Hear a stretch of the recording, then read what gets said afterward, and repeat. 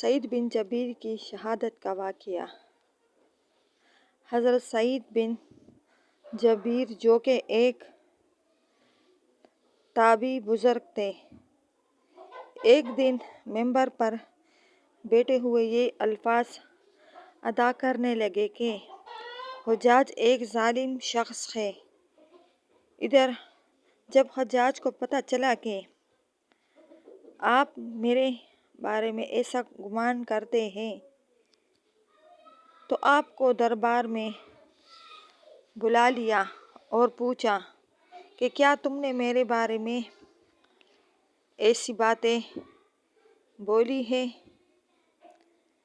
تو آپ نے فرمایا بالکل، تو ایک ظالم شخص ہے۔ یہ سن کر حجاج کا رنگ غصے سے سرخ ہو گیا اور آپ کے قتل کے احکامات جاری کر دیے۔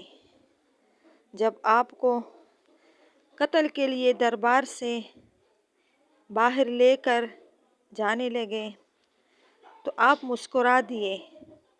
حجاج کو ناگوار گزرا۔ اس نے پوچھا، کیوں تیری بیوقوفی پر جو اللہ تجھے ڈھیل دے رہا ہے اس پر مسکراتا ہوں؟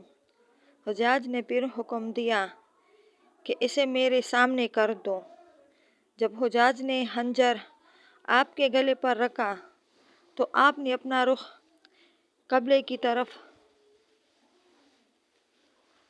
کیا اور یہ جملہ فرمایا، اے اللہ، میرا چہرہ تیری طرف ہے، تیری رضا پہ راضی ہوں۔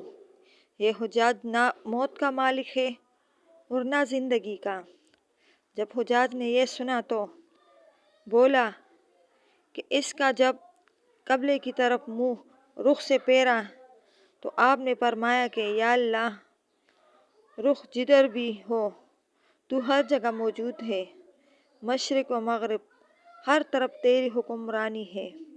میری دعا ہے کہ میرا قتل اس کا آخری ظلم ہو، میرے بعد اسے کسی پر مسلط نہ فرمانا۔ جب آپ کی زبان سے یہ جملہ ادا ہوا، اس کے ساتھ ہی آپ کو قتل کر دیا گیا اور اتنا خون نکلا کہ دربار تر ہو گیا۔